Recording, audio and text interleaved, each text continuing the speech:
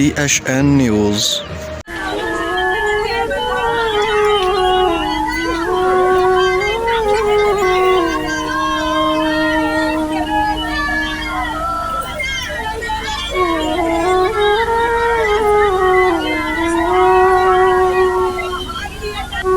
नाज़रीन, वगण खां अफ़सोसनाक ख़बर शामिल करूं था त वगण लॻे सिम शाख वटि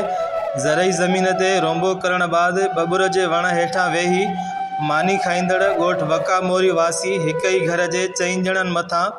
वसंदड़ मींहं दौरान विझ किरी पई, जंहिंजे नतीजे में 2 सगा भाइर 22 साला मोहम्मद इसाक़, 14 साला मोहम्मद खान पुट रबन अली वको ऐं संदन सोट मोहम्मद अमीन पुट सिकंदर अली वको सड़ी फ़ौत थी विया,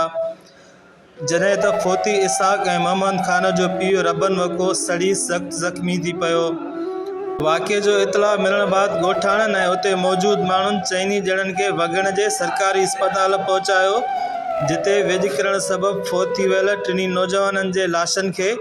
ज़रूरी कार्रवाई बाद वारसनि हवाले कयो। लाश घर पहुचण ते कोराम मची वियो। औरतूं ऐं फ़ौतनि जा वारस लाशनि खे चुंबड़ी ज़ारो क़तार रोअंदा रहिया, जॾहिं त ॻोठ समेत इलाइक़े में सोग वारो माहौल छांइजी वियो। अखियुनि ॾिठनि शाहिदनि मूजिब त सिम शाख लॻी ज़रई ज़मीन ते ॻोठ वका मोरी वासी कमु करे रहिया हुआ,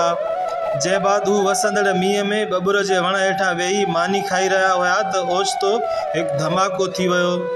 जंहिं सबब फ़ौतुनि में दांहूं पइजी वियूं। असां वटनि पहुतासीं त संदन जिस्म सड़ियल हुयो ऐं विझ किरण सबब 3 ॼणा फ़ौत थी विया